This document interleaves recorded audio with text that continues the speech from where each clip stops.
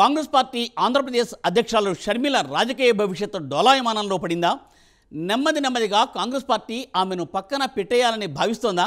లేదా షర్మిల అలా భయపడుతున్నారా?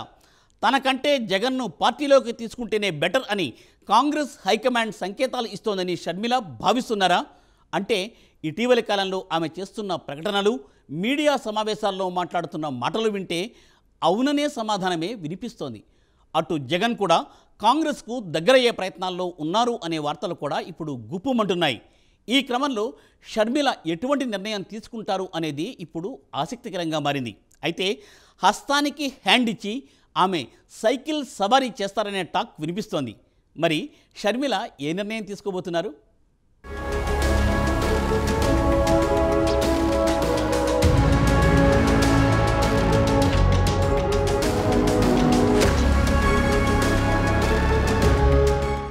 జగన్ ఇటీవల కాలంలో కాంగ్రెస్ కు దగ్గరవడానికి చేస్తున్న ప్రయత్నాలు ఫలిస్తున్న సూచనలు కనిపిస్తున్నాయి. బెంగళూరు వేదికగా జగన్ తరచూ కర్ణాటక ఉప ముఖ్యమంత్రి డీకే శివకుమార్తో భేటీ అవుతున్నారని, ఆ భేటీలో కాంగ్రెస్ కు బేషరతు మద్దతు ప్రతిపాదన తీసుకువచ్చారని విస్తృతంగా ప్రచారం జరుగుతోంది. ఆ ప్రచారానికి బలం చేకూర్చే విధంగానే జగన్ చర్యలు, ప్రకటనలు కూడా ఉంటున్నాయి. రాజ్యసభలో బీజేపీకి వ్యతిరేక స్టాండ్ తీసుకోవడం నుంచి ఆయన వరుసగా వేస్తున్న అడుగులు కాంగ్రెస్తో ఒప్పందం లేదా పొత్తు స్థాయిని దాటి విలీనం దాకా వెళ్లాయని కూడా వైసీపీ శ్రేణుల్లో పెద్ద ఎత్తున చర్చ జరుగుతోంది.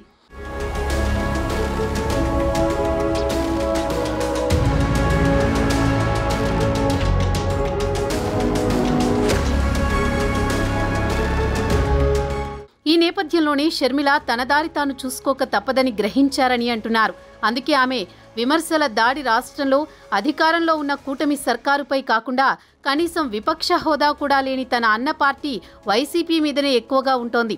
దీంతో ఆమె చేస్తున్న రాజకీయం రాష్ట్రంలో కాంగ్రెస్కు కాకుండా కూటమికి ప్రయోజనం కలిగేలా ఉంటోందని ఏపీ పొలిటికల్ సర్కిల్స్లో చర్చ జరుగుతోంది. ఈ విషయాన్ని కాంగ్రెస్ వర్గాలు రహస్యంగా కాదు, బాహాటంగానే చెబుతున్నాయి. ఇటీవల అచ్యుతాపురం ప్రమాదం విషయంలో షర్మిల విమర్శలన్నీ వైసీపీ టార్గెట్గానే ఉండడాన్ని కాంగ్రెస్ వర్గాలు ఉటంకిస్తున్నాయి.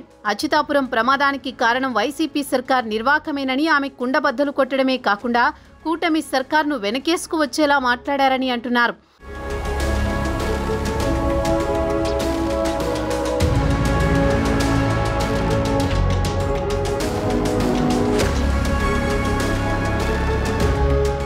మరోవైపు అచ్యుతాపురం ప్రమాదం విషయంలో అధికార కూటమి పార్టీలు, ప్రతిపక్ష వైసీపీ పరస్పర ఆరోపణలు చేసుకుంటున్నాయి. తమ ప్రభుత్వం వచ్చి 2 నెలలే అయ్యిందని, వైసీపీ ప్రభుత్వ నిర్వాకమే ఈ ప్రమాదానికి కారణమని కూటమి ఆరోపిస్తుంటే, తమ ప్రభుత్వ హయాంలో ఎల్జీ పాలిమర్స్లో జరిగిన ప్రమాదాన్ని ఎలా హ్యాండిల్ చేశామో గుర్తు తెచ్చుకోండి అంటూ వైసీపీ కౌంటర్ అటాక్ చేస్తోంది. ఇటు కూటమి ప్రభుత్వం తక్షణ స్పందన విషయంలో ఘోరంగా విఫలమైందనే విమర్శలు గుప్పిస్తోంది. ఈ మధ్యలో షర్మిల తన నోటికి పని చెప్పారు. అచ్యుతాపురం ప్రమాదం జరగడానికి గత వైసీపీ సర్కార్ నిర్వాకమే కారణమని కుండబద్దలు కొట్టేశారు. భద్రతా ప్రమాణాలు సరిగా లేవంటూ గత డిసెంబర్లోనే ప్రభుత్వానికి నివేదిక అందినా జగన్ సర్కార్ పట్టించుకోలేదని ఆరోపించారు.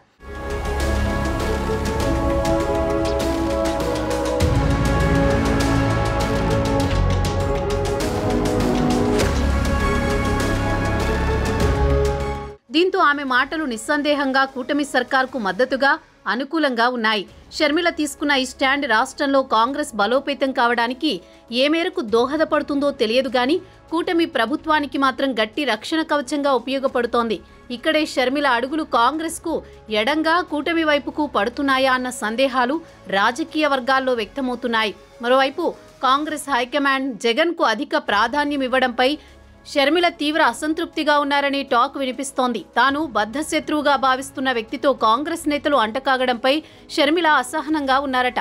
అందుకే రాష్ట్రంలో అధికారం కోల్పోయిన తర్వాత కూడా వైసీపీనే టార్గెట్ చేస్తూ జగన్పై విమర్శలు గుప్పిస్తున్నారు. మొత్తానికి రాబోయే కాలంలో ఏపీలో రాజకీయాలు కొత్త మలుపు తిరుగుతాయన్న గుసగుసలు వినిపిస్తున్నాయి. మరి షర్మిల ఎలాంటి నిర్ణయం తీసుకుంటారో వేచి చూడాలి.